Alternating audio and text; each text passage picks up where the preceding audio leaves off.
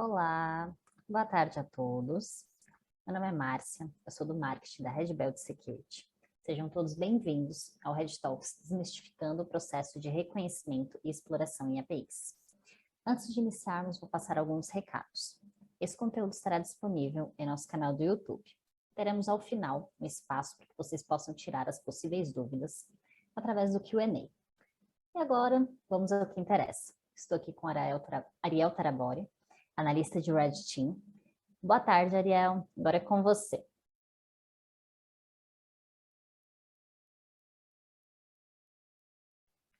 Tá no mudo, Ariel. Boa, agora foi? Sim, agora foi. Perfeito. Boa tarde, pessoal. Vamos lá, então.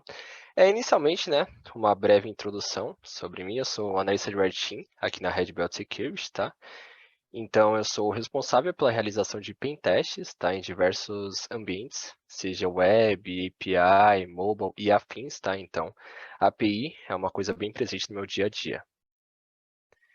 Então, aqui passando pela nossa agenda, inicialmente a gente vai entender o que é uma API, como ela funciona e quais são os principais modelos utilizados atualmente, Falando de API, também a gente fala muito sobre controle de acesso, então a gente vai entender todo o processo de autenticação e autorização, que é realizado por APIs.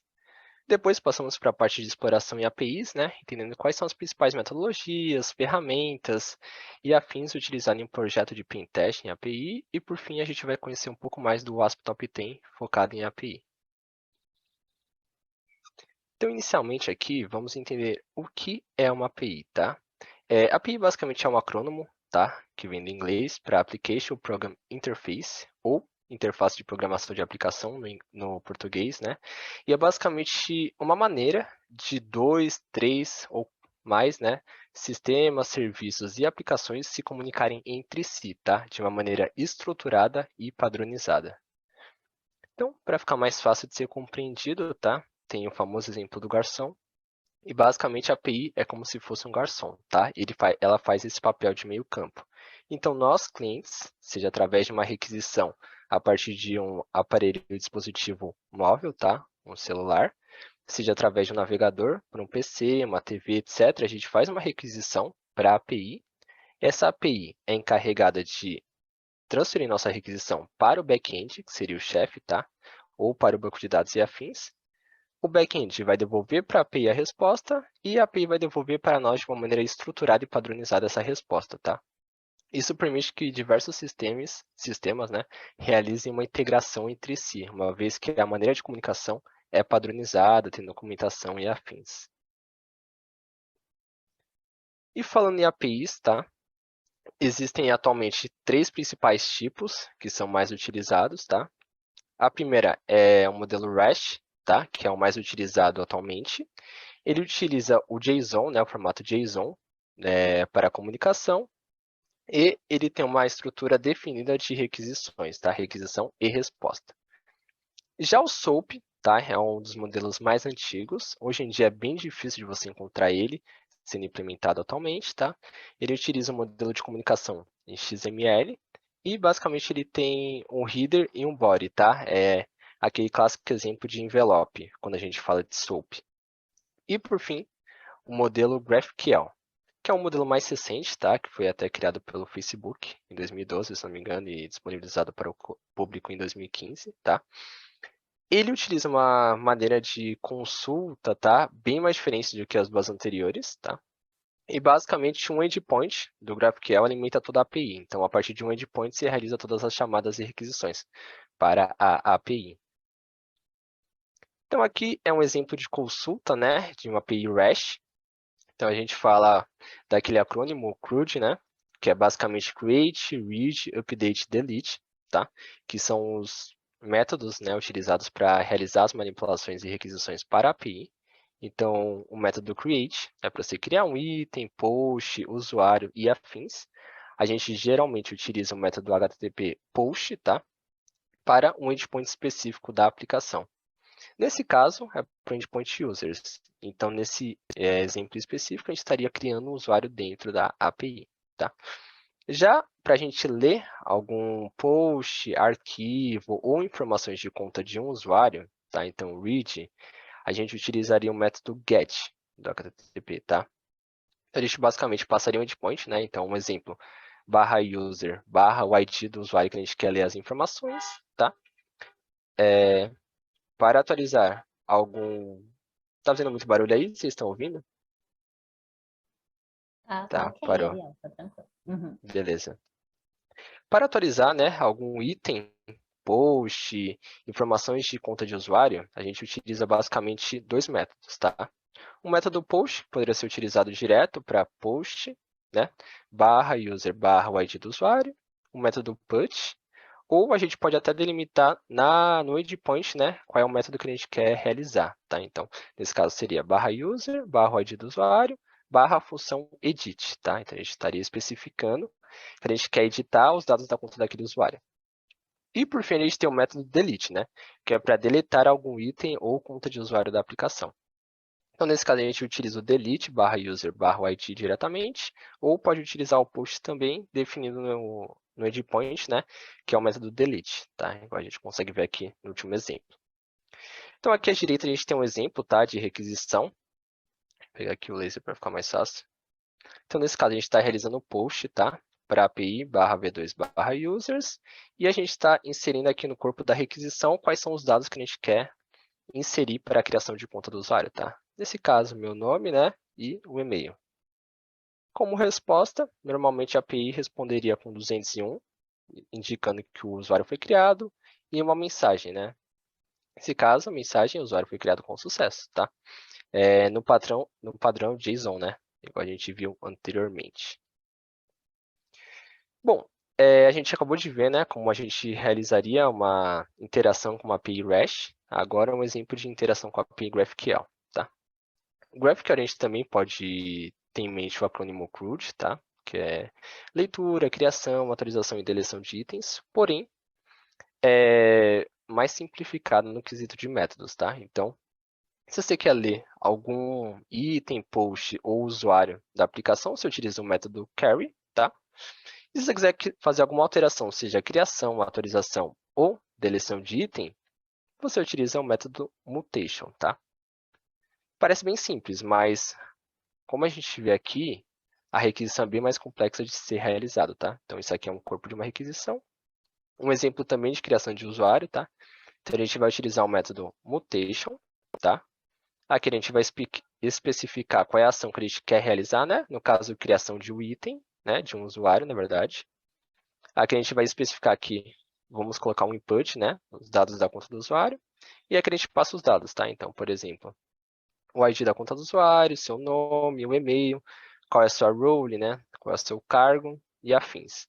Aí a gente fecha a requisição aqui, abre de novo para receber a resposta, tá? Então a gente vai receber qual é o ID do cliente, o usuário, seu nome e seu cargo, né? Então aqui, como eu tinha dito, o endpoint do GraphQL é responsável por todas as requisições, tá? Então nesse endpoint você conseguiria criar um post, conseguiria ler um post, criar um usuário, deletar um usuário e afins, tá? No /GraphQL. Então, esse é um exemplo de uma resposta, tá? Em GraphQL. Então, ele voltaria aqui os dados da conta do usuário, tá? Então, nesse caso, o ID, o nome e seu cargo. Bom, como eu disse, falando em API, a gente bate muito na tecla de autenticação e autorização, tá? Que é um processo muito importante para o controle de acesso em API, tá? Então, a gente tem que entender primeiro qual a diferença de autenticação e autorização. Nesse caso, a autenticação é basicamente você provar para a aplicação que você é quem você diz ser, tá? Então, você prova a sua identidade e a autorização é basicamente quais são as ações que você pode ou não realizar naquela aplicação, naquela API, com o usuário que você forneceu. Então, basicamente, quais são os privilégios que você possui. Então, vamos entender, né, e ver, conhecer quais são os principais métodos de autenticação e autorização existentes atualmente, né? Então, a gente tem o ALF, Basic ALF ou Digest ALF, tá?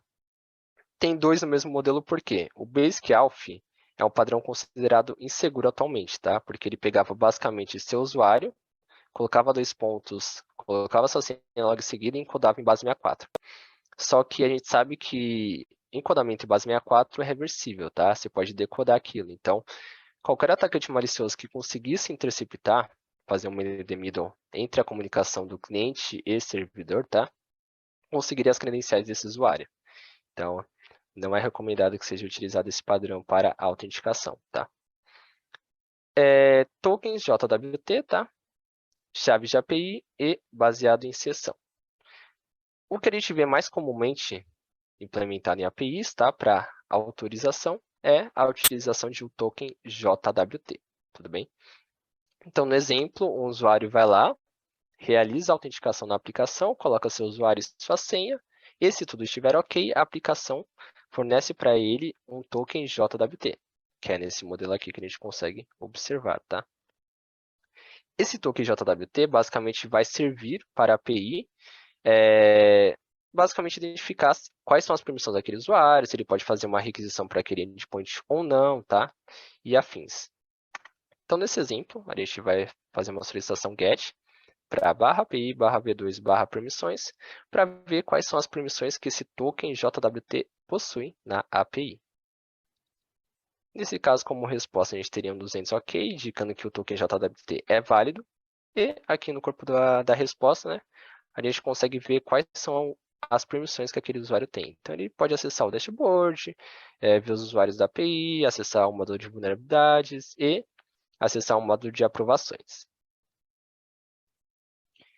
Então, já que ele é um dos padrões mais utilizados, vamos entender melhor como funciona esse token JWT, tá? Ele é dividido em 3 partes, basicamente. O seu header, né, o seu cabeçalho, que basicamente define qual vai ser o algoritmo de assinatura que aquele token vai utilizar, tá? Nesse caso, o HS256, que é um algoritmo simétrico de assinatura, tá? A gente tem o corpo do token JWT, que basicamente tem informações referentes à conta do usuário, tá? Então, seu ID, tempo de expiração, quando aquele token JWT foi criado e afins. E, por fim, a gente tem o campo principal do token JWT, tá? Que é a assinatura.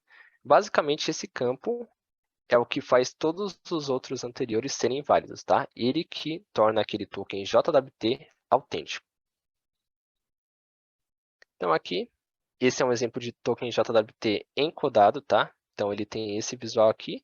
Ele é separado por ponto, então você vai ver 3 pontos. Então, aqui é um header, ponto, payload, ponto, assinatura, tá? Então, aqui a gente consegue ver que no header é o algoritmo de assinatura, como eu tinha dito anteriormente. No corpo, a gente tem o payload, né, que são as informações referentes à conta do usuário. E, por fim, a assinatura, tá, daquele token. Como eu disse, a assinatura é o que faz o token ser válido ou não e prova sua autenticidade, tá? Então, apenas o servidor que emite os tokens JWT possui essa assinatura, tá? Essa chave de assinatura. Pois se todo mundo possuísse essa assinatura, qualquer um criaria um token JWT, né? Ou modificaria, assinaria ele e ele se tornaria válido, tá? Então, é muito importante que a chave do token JWT seja armazenada, né, num lugar seguro e também que não seja uma chave fraca, né? Beleza. Agora, já entrando no processo de exploração. Inicialmente, a gente precisa configurar nosso ambiente, né? Então, a gente precisa entender como a gente vai interagir com aquela API. Vai ser através de um aplicativo mobile? Então, a gente precisa virtualizar esse aplicativo e afins, né? Então, os principais programas que a gente utiliza é o Android Studio, Nox, Genymotion, tem outros, mas esses são os principais, tá? Ou a gente vai utilizar uma collection para interagir com a API. Então, a gente pode utilizar o SOAPman ou o SOAP-UI para realizar essa interação. Ou até mesmo é uma Web API, tá? Então, a gente pode utilizar um navegador nosso para realizar o acesso a essa API. Então, pode ser o Firefox, Chrome, Opera e afins, tá? Mas, independente de qual vai ser o modelo de interação com a API, é muito importante que a gente realize a interceptação desse tráfego, tá? Então, a gente precisa utilizar um proxy para interceptar esse tráfego, tanto para ver como é feita as requisições para a API, as respostas e a manipulação dessas requisições, tá bom? E uma vez que a gente tem o ambiente todo configurado, a gente precisa realizar as anotações, né, de como a API se comunica, etc., métodos, e também tirar os screenshots, né, para realizar as POCs, as provas de conceito. Então, os programas que eu recomendo são o OneNote, é Eu gosto bastante de utilizar ele. O Obsidian e o Lightshot, para tirar screenshots. Bom, falando do processo de enumeração, tá? Que é uma das partes principais, que é aqui que você vai descobrir quais são os endpoints da API, tá? Quais são os métodos aceitos ou não, qual é o versionamento da API e afins, tá? Essa vai ser a etapa inicial para você recolher todas as informações referentes à API e assim conseguir identificar alguma superfície de ataque. Para realizar essa enumeração de endpoints da API, eu geralmente costumo utilizar o Turbo Search e o WFuzz, tá? Turbo Search, inclusive, é uma ferramenta criada por um brasileiro, né, o Maverick, que é muito top, tá? Eu gosto também do WFuzz, é muito boa, mas você pode utilizar qualquer uma dessas ou até outra que você queira, tá? GoBuster, Gib e afins. Aqui são algumas word lists, tá? Para se utilizar no processo de enumeração. Quer dizer que são as únicas? Não, mas são as principais que eu utilizo no dia a dia, tá? Você também pode criar uma word list personalizada com base na aplicação do seu cliente, né? Que você identificar alguns padrões. Depois de enumerar os endpoints da API, você precisa enumerar quais são os métodos aceitos para cada endpoint, tá? Isso é de suma importância. Então, um exemplo aqui de utilização do WFuzz para realizar esse processo. E, por fim, identificar qual o versionamento da API, tá? Por que esse ponto é importante? Às vezes você está realizando um pen test, um teste de intrusão full black box, e você identifica uma API, tá? Então, vamos supor que esse é o endpoint que você identificou da API, tá? O V2. O V2, vamos supor que ele está bem seguro, está com mecanismo de segurança e afins, tratativa, controle de acesso, tudo ok. Porém, você tenta acessar o endpoint V1, né, e você vê que ele está funcional. Só que esse endpoint V1, ele não está como hardenizado como o V2, tá? Ele tem diversos pontos de vulnerabilidade, injeção de código, falha de controle de acesso e afins. Então, você conseguiria realizar todos os ataques no V1, tá? Bom, falando em versionamento, tá? Tem um ponto muito importante que é a documentação da API. Falando em API REST, geralmente a documentação é o Swagger, tá? Então, geralmente esses são os endpoints. Você pode identificar um Swagger. Aqui uma word list focada só em identificação do Swagger, tá? E aqui é basicamente sua visualização. Com o Swagger, você consegue ver quais são os métodos aceitos pela API, quais são os endpoints presentes, o que a API espera no corpo e no cabeçalho da requisição e afins, tá? Então, basicamente, ele te dá um norte completo de como aquela API está funcionando, tá? Isso é muito importante no processo de pentest, principalmente se esse pentest for black box, tá? Geralmente, pentest gray e white box é fornecido essa documentação. Já no GraphQL, é bem diferente a forma que você realiza o acesso à documentação dele, tá? Como eu disse, o GraphQL tem apenas um endpoint, que você realiza todas as requisições, seja criar usuário, deletar, criar um post e afins, tá? Então, primeiramente, você tem que identificar qual é o endpoint responsável pelas requisições no GraphQL. Você pode utilizar essa word list, tá? Para enumerar esse ponto. Segundo passo, você precisa realizar uma introspection query, tá? Introspection é uma função do GraphQL que é responsável por exibir qual é o esquema daquela API, tá? Então, o objetivo dessa função é demonstrar todos os métodos, consultas, mutations que aquela API GraphQL possui, tá? Você pode utilizar para interação com APIs GraphQL, o GraphQL Playground, que é o que eu mais utilizo, tá? Você pode utilizar o GraphQL Voyager, que vocês vão ver mais à frente para que serve, né? E também tem essa extensão do Burp, o Inkel, para realizar essa requisição, né, de introspection. Então, aqui um exemplo, tá? Utilizando o Burp. A gente coloca a nossa introspection query aqui no corpo da requisição e a gente tem a resposta aqui com todos os métodos, queries e mutations aceitos pela API GraphQL. Aqui é via GraphQL Playground, tá? É a mesma requisição e a mesma resposta, tá? E uma vez que a gente tem a resposta, dessa maneira fica bem difícil a gente entender, né, a API por si só. Então a gente pode copiar essa resposta e jogar nesse site, GraphQL Voyager. E ele basicamente vai ser responsável por demonstrar graficamente toda essa estrutura de requisições dentro da API, tá? Então, você consegue ver aqui que, vamos supor, aqui tem usuários, e depois dos usuários tem método de pagamentos e afins, tá? Então, tendo essa visão geral, você já consegue identificar vetores de ataques, como aquela aplicação funciona, qual é o seu propósito e afins, tá? E, por fim, vamos falar sobre a documentação do SOAP, né? Então, é basicamente bem parecido com o Swagger, tá? Só de identificar o endpoint, você já pode acessar e ter a visualização dessa documentação. É o arquivo WSDL, tá? O responsável por isso. Então, nos testes é importante verificar por esse arquivo WSDL. Você pode utilizar algumas ferramentas do Burp, tá? Para realizar esse parse do WSDL, como o WSDL ER ou WSDL Wizard, tá? E por fim, você também pode utilizar o SOAP-UI para realizar a comunicação, requisição, tá? Para a API. Então aqui é o SOAP-UI, tá? Isso é um exemplo de agente importando, tá? Um WSDL content, tá? Então, você identifica o endpoint, manda o SOAP-UI interpretar aquele endpoint e ele já basicamente mostra quais são os métodos, como é estruturada a requisição e afins.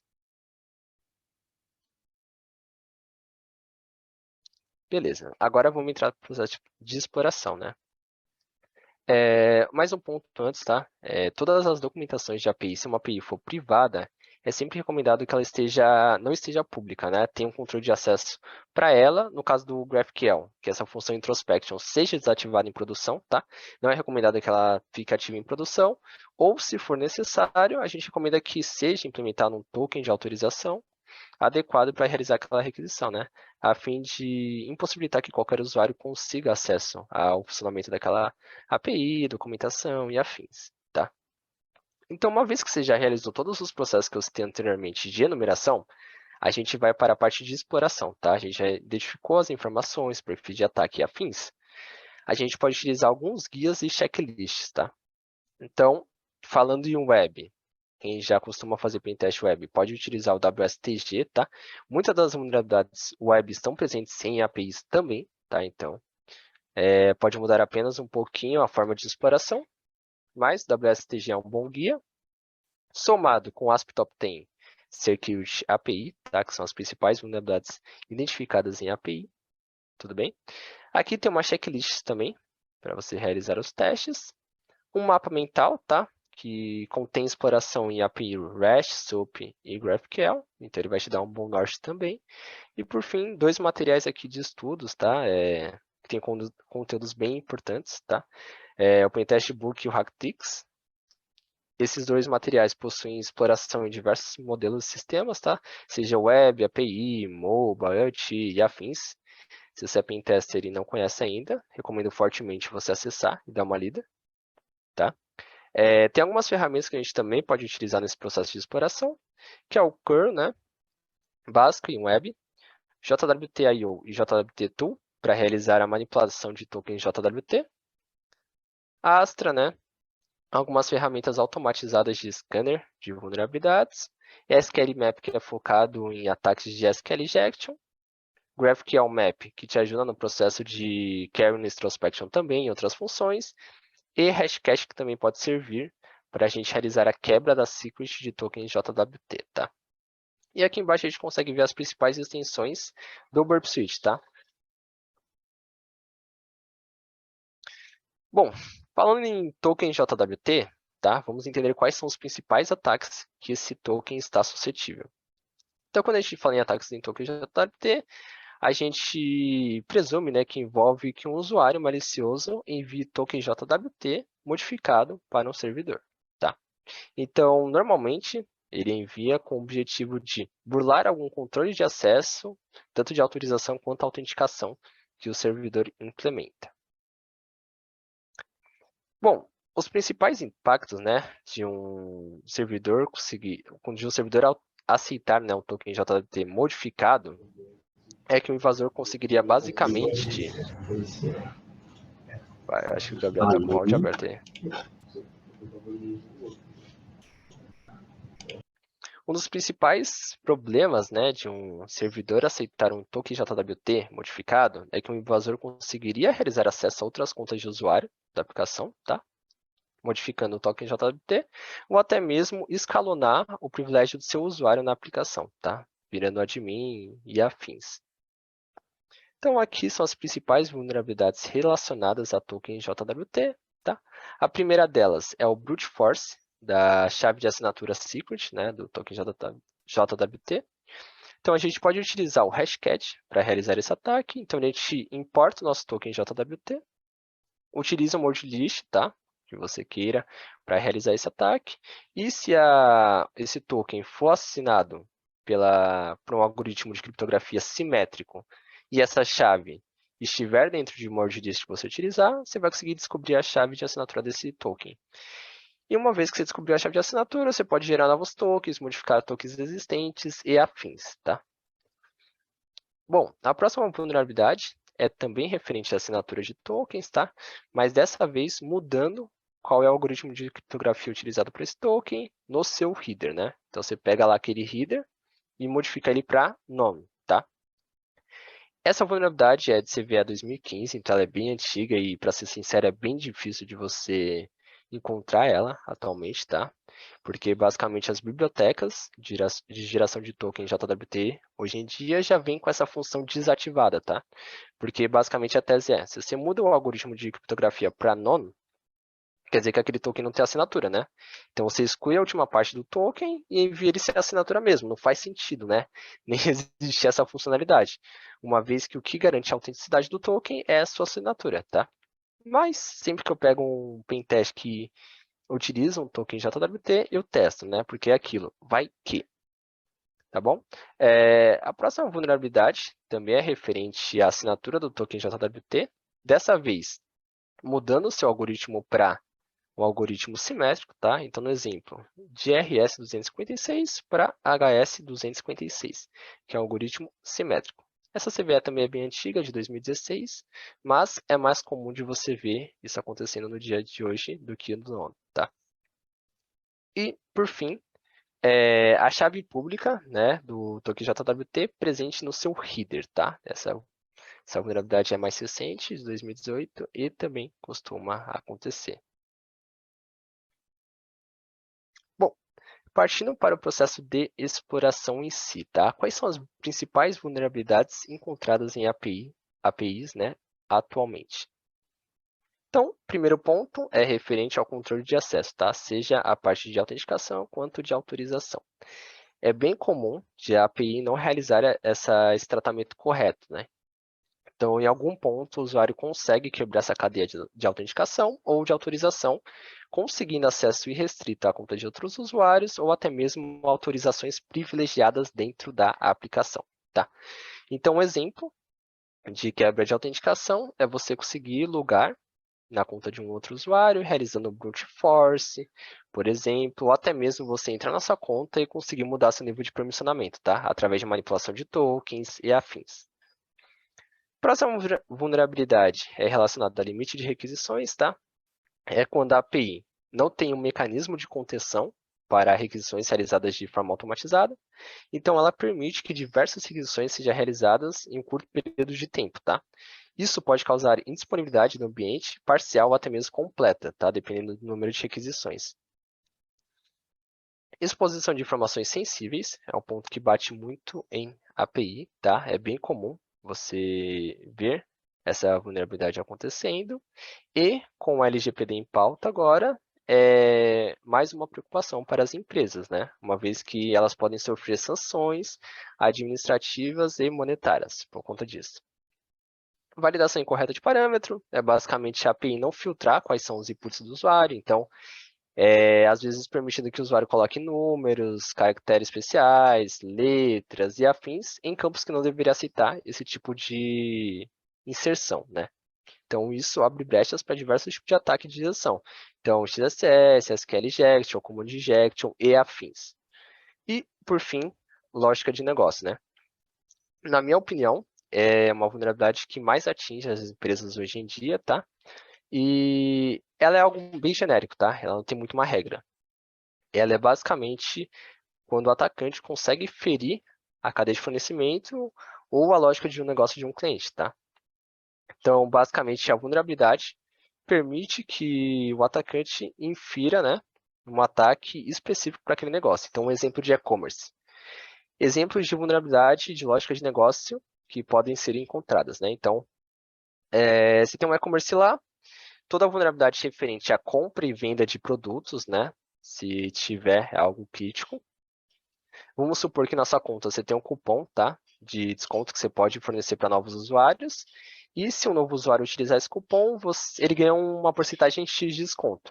Será que você consegue manipular essa porcentagem? Consegue aumentar? Consegue fazer uma compra com cupom com 100% de desconto?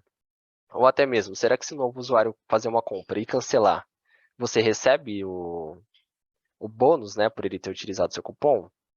E afins, né? Ou, por exemplo, você pode utilizar um cartão com alguns dados inválidos para realizar compras. Isso são exemplos de vulnerabilidades, tá? Referentes à lógica de negócio que podem estar presentes em APIs. Bom, a próxima, né? O próximo tópico será sobre o ASP Top 10. Vamos entender quais são as principais vulnerabilidades classificadas no OASP Top 10 API. A primeira delas, né, é a quebra do nível de autorização de um objeto, tá? É basicamente quando um atacante consegue realizar um acesso irrestrito a um objeto que ele não deveria ter a permissão de leitura, modificação, deleção e afins, tá? Um exemplo claro disso é, vamos supor que eu, Arial, né, tenho meu token de autorização aqui e esteja, né, tentando acessar os dados da minha conta. Aqui, ó. Então, beleza, faz sentido eu ter acesso a meus próprios dados, certo? Tenho meu token de autorização, eu consigo puxar os dados da minha conta, 2022, 10, 31, 01. Porém, e se eu tentar modificar esse ID, tá? Para um ID de uma outra conta de um usuário, porém utilizando meu mesmo token de autorização, tá? Se a API responder com os dados da conta do usuário, isso se trata de uma vulnerabilidade, tá? É bem conhecida como IDOR, referência direta insegura a objetos, né? Então, por exemplo, eu estou utilizando meu token aqui para acessar os dados da conta da Márcia. Bom, segunda vulnerabilidade é referência à quebra, né, da autenticação do usuário. É quando, de alguma maneira, um atacante malicioso consegue quebrar o fluxo de autenticação de uma API, né, conseguindo acesso à conta de um usuário da aplicação que ele não deveria ter acesso. Um exemplo claro disso é, imagina que para realizar a autenticação em uma API, a gente precise realizar o MFA, né, a verificação múltipla de fatores, tá? Então, a gente pega, realiza um post para esse endpoint, auth, login e verificação de código, tá? Dois pontos que a gente tem que inserir. O e-mail da conta do usuário e o código que a gente recebeu via SMS, tá? Porém, se a gente analisa e vê que essa requisição não possui nenhum controle, tá, do limite de requisições ou afins, ou a gente pode manipular à vontade esse parâmetro, a gente consegue ver que é 6 dígitos, né? Então, a gente pode colocar do 0001 até o 999.999 e realizar o ataque. Uma hora, ele vai identificar qual é o código válido nesse caso e vai dar o acesso para nós à conta desse usuário na aplicação. Bom, próximo ponto, né, é exposição excessiva de dados, tá? Como eu disse, é bem comum em API. É quando basicamente a API expõe mais informações do que deveria a partir de uma requisição, tá? Então, ela responde com mais dados do que ela deveria. Então, muitas vezes ela expõe dados sensíveis da conta do usuário, tá? Então, por exemplo, nome, CPF, data de nascimento, celular e até mesmo documentos, tá? Eu já peguei casos que, por exemplo, você tinha um portal lá para realizar a solicitação de um reembolso, né? E para essa solicitação você precisava apenas do CPF da pessoa e do número da sua carteira, tá? E a partir disso, você conseguia realizar um envio de documentos para abrir uma nova solicitação, tá? A gente conseguiu identificar algumas solicitações já feitas anteriormente por outros usuários, e quando a gente colocava esses números do CPF da carteirinha, o front-end voltava. Pô, não tem nenhuma solicitação acerca desse usuário, nenhuma pendência, beleza. Porém, no back-end da API, né, ela retornava com a resposta com os dados referentes à conta do usuário. Então, tinha nome, CPF, data de nascimento, e-mail, celular, endereço e também documentos da solicitação. Tá bom? Então, documentos pessoais, documentos de conta, valor recebido e afins. Bom, próxima vulnerabilidade, tá?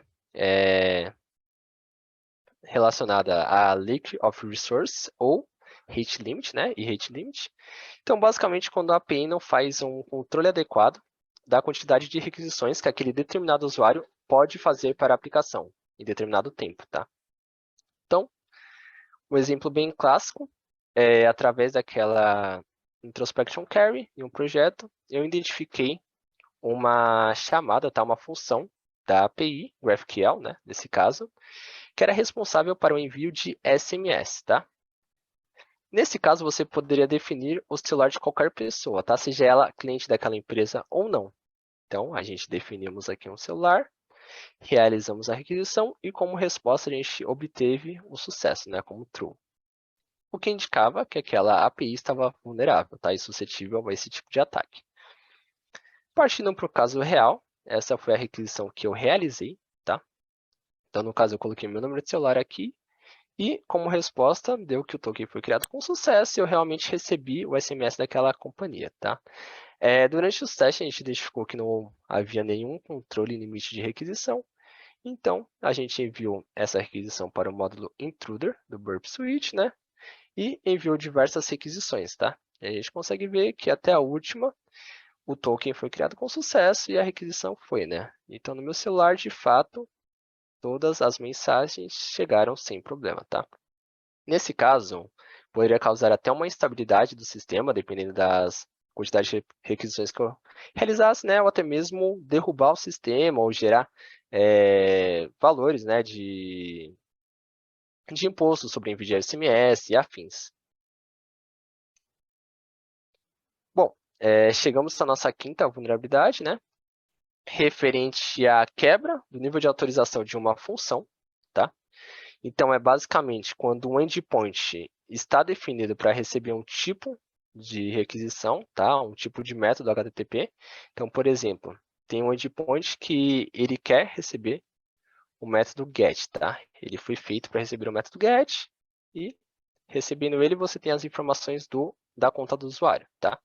Porém, você consegue modificar esse parâmetro e ele será aceito com sucesso, tá? Mesmo sem nenhum toque de autorização e afins. Então, nesse caso, a gente modificou para delete, tá? Aqui o método. E a gente conseguiu deletar com sucesso a conta do usuário na API. Então, a gente conseguiu manipular esse parâmetro sem problemas. Bom, próxima vulnerabilidade, mass assignment, né? Que é basicamente quando a API expõe, tá, parâmetros de permissionamento ou autenticação de um usuário nas requisições, tudo bem?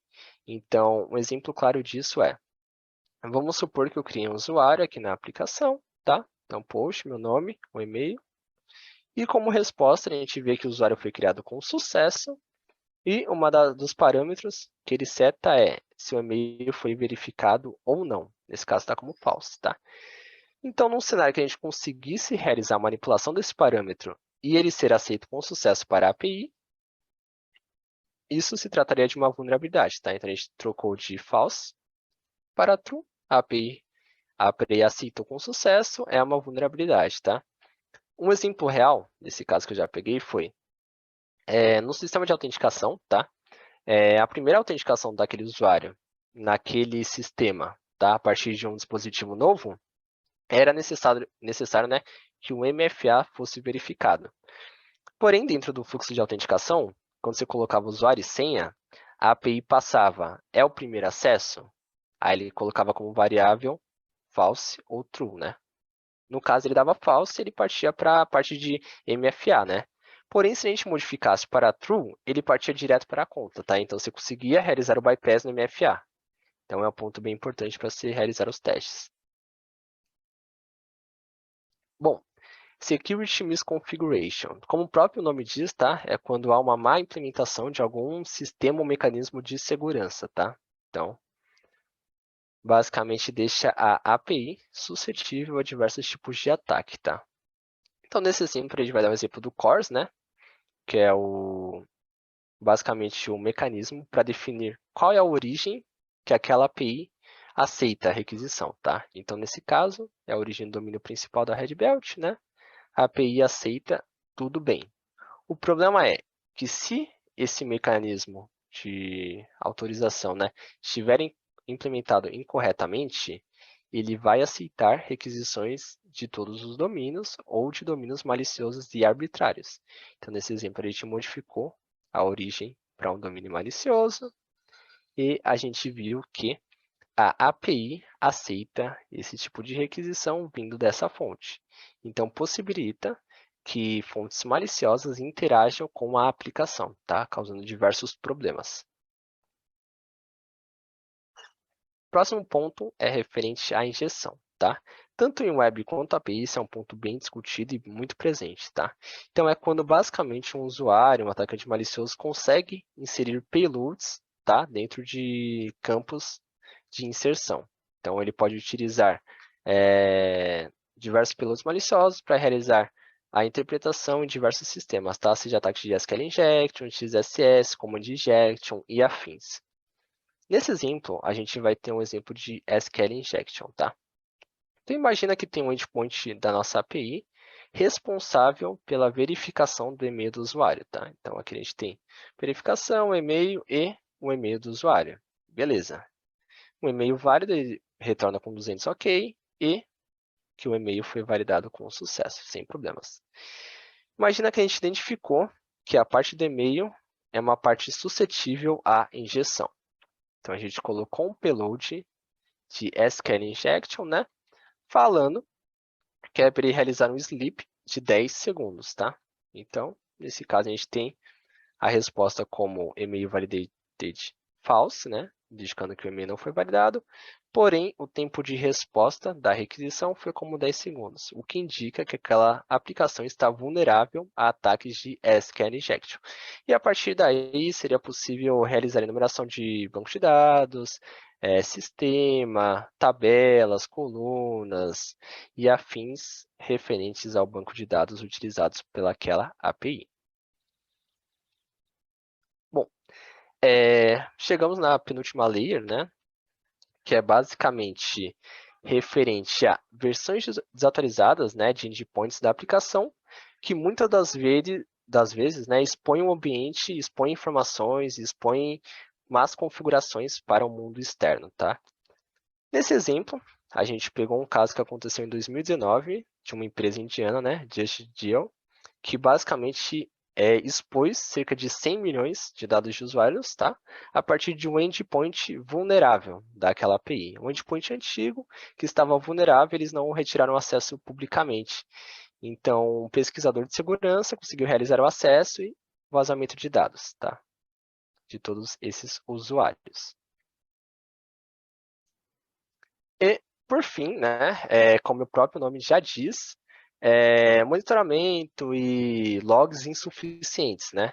É quando a empresa não tem um controle, não tem um registro adequado de requisições, né, realizadas por API, ataques, etc. Tá? Então, isso é um problema porque fica muito mais difícil identificar qual foi a causa de um ataque, quais foram os vetores de entrada e afins em um caso de ataque real. Ia ser mais difícil esse rastreamento. E agora partimos para a parte das dúvidas, né?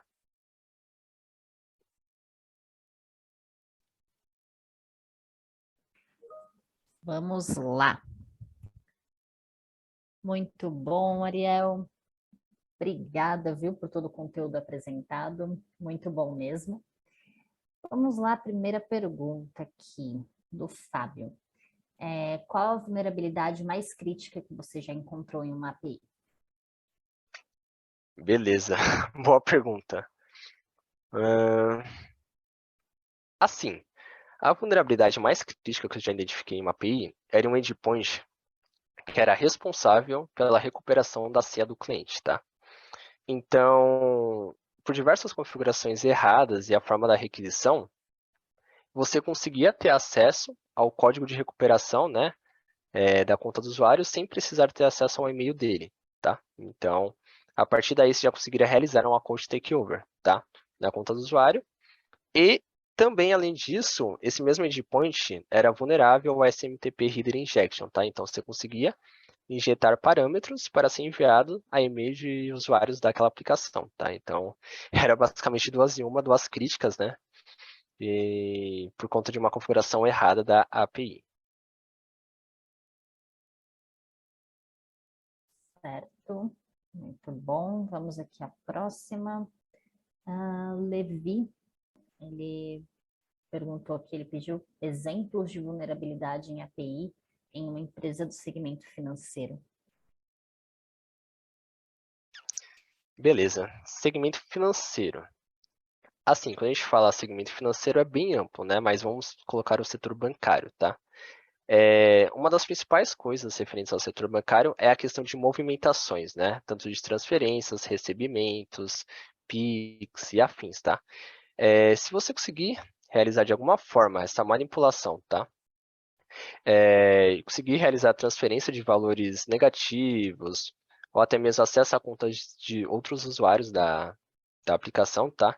É algo bem crítico relacionado a bancos. Ou também, se eu conseguir realizar a manipulação de seus limites, né? Então, vamos supor que você tem um limite X do cartão de crédito, você consegue manipular esse limite e aumentar o seu limite por si só, né? Você tem 10 mil de limite e você aumenta para 100. Então, isso é uma coisa muito crítica referente ao setor bancário, tá? Inclusive, referente a setores, né, bancários, etc., a maioria das vulnerabilidades referente a essa quebra de controle, né, são críticas, né? Pois a segurança tem que ser maior, porque uma vulnerabilidade pode gerar um prejuízo monetário muito grande.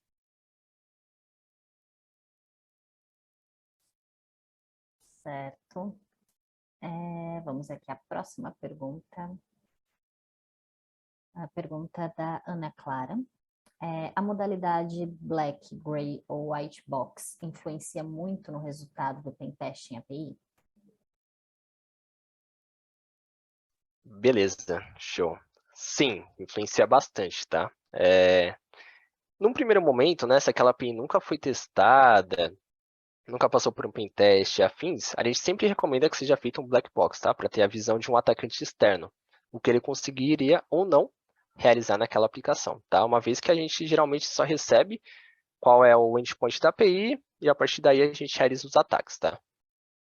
Já se é uma API que já passou por um pentest anteriormente, black box, e tem uma maturidade maior de segurança, é interessante que seja feita no modelo Gray Box, por quê?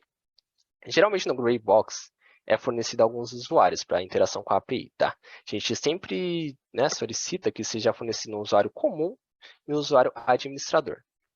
Por quê? É bem comum a gente testar, né, controles de acesso, quais são os perfis que o usuário administrador tem a permissão de leitura, escrita, visualização e afins, e o usuário comum não tem.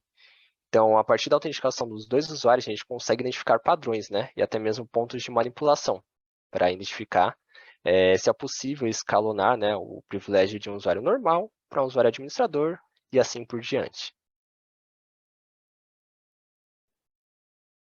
Certo. Temos aqui a outra pergunta, a pergunta do Pedro.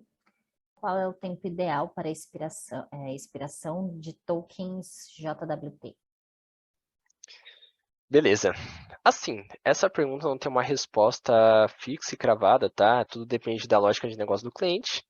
Mas, no contexto geral, a gente sempre recomenda que a expiração de um token JWT tenha entre 1 hora e 3 horas, tá?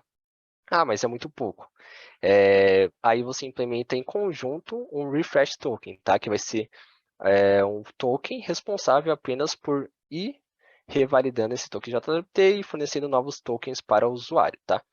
Por quê? Eu já peguei casos que a expiração do token era de meses e até anos, tá? O problema é, se um atacante malicioso conseguir realizar a captura desse token, ele vai ser válido por anos.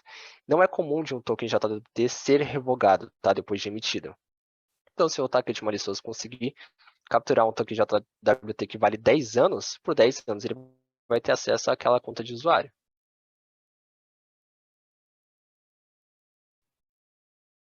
Certo, muito bom, Ariel. Bom, acredito que não temos mais perguntas.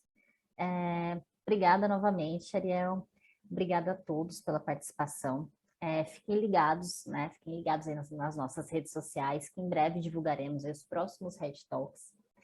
Durante esse mês aí de outubro tivemos semanalmente aí vários temas, né? Voltados comemorando, né? Celebrando aí o mês de conscientização da cibersegurança. Hoje foi para encerrar esse mês da cibersegurança.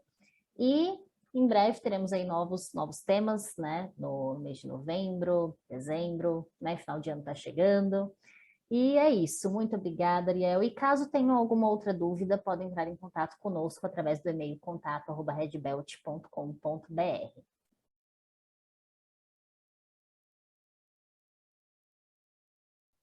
Obrigada, pessoal. Até mais. Perfeito. Obrigado, pessoal. Até mais.